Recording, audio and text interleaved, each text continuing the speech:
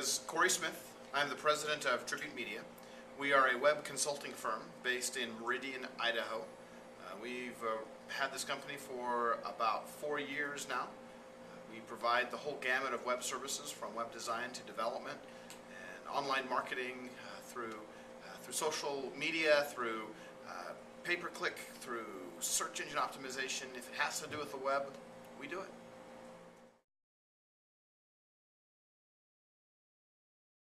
You know, it's interesting, when the primary reason why I started this company was because I got laid off. I was fired and I didn't know what to do, and I had a friend that said, well, why don't you consult? And I said, well, I don't know who to consult, I don't know where I'd find them, and I don't know what I'd consult. And so we started a company, and I enlisted a friend after about a week, and there's been a lot of growing pains through this process. There are 11 of us now, and running a company with 1 or 2 people is a very different experience than running a company with 11 people.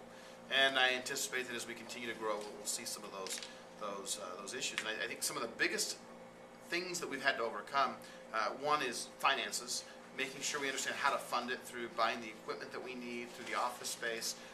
Also the culture, understanding who we are and who we're trying to become, and making sure that everybody's working together for the same common purpose. And those obstacles, those challenges change from time to time. They manifest themselves in different ways, and understanding how to cope is almost an ever-moving target. It's something we have to chase after every time.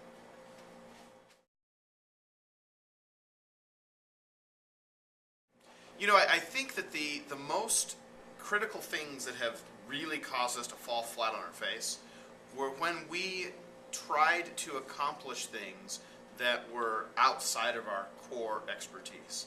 And it could have been a development project that was too big for our talent. It could have been, a perfect example is at the beginning, we wanted to provide all of the hosting for all of the websites ourselves. We thought that was a good profit center. And we learned the hard way that we aren't any good at that.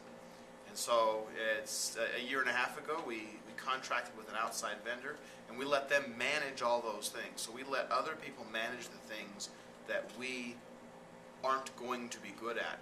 And it's an obstacle, it's something that trips us up if we forget that we have to analyze it from a perspective of, can we do it or not? And so there are things like that have really caused problems in the past. The resources that we use that help us, I think, the most change from time to time, depending on the needs we have. Some obstacles that we find are a sales, for example. We need to build a better sales program. And so the resources we look for are consultants or people that can help us build that appropriate sales force. It might be business or finance. We were getting to the point where we were struggling with finances, so we hired a CPA to act as a part-time CFO for our company to give us guidance and guidelines. There are lots of resources available for small businesses in just about every community.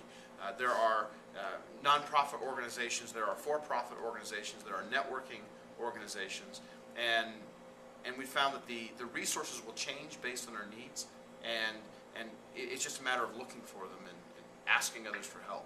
I would say that the single biggest thing that has helped us is the willingness to ask others for help.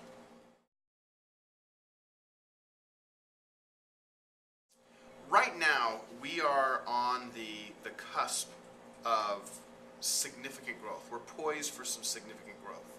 And knowing exactly how we need to respond to the demands that come will determine whether or not we can capitalize on that success. My book is being published on web strategy, and that is one of the tools that we're going to use to help launch us into the next step. And we think about the precipice on this edge, and we have the opportunity to either sit back and do nothing. We can jump and fall, or we can jump and fly. And though I think the new challenges that come our way are the biggest risk factors that we have, because we don't know exactly what they are. We don't know what it's going to take to actually get us to the next level. So if I was to say what that cliff is, that abyss is, I would have to say that it's the growth that we are hoping to achieve over the course of the next 12 months and even into 24 or 36 months. My inspiration, I think, comes from a drive for continued excellence. And excellence, in my mind, requires ongoing growth. I don't think I can ever attain perfection, but I can attain excellence in what I do on a regular basis. And it's very motivating for me to be able to see a challenge in front of me, attack that challenge, and then overcome that challenge, and then move on to the next thing. I'm never content with status quo. I always want to move to that next thing, that bigger and better thing, and that keeps me inspired and motivated.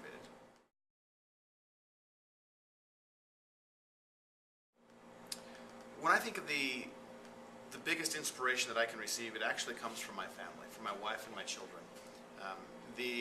I take great pride in being able to provide well for them, both in their physical but also their emotional well-being.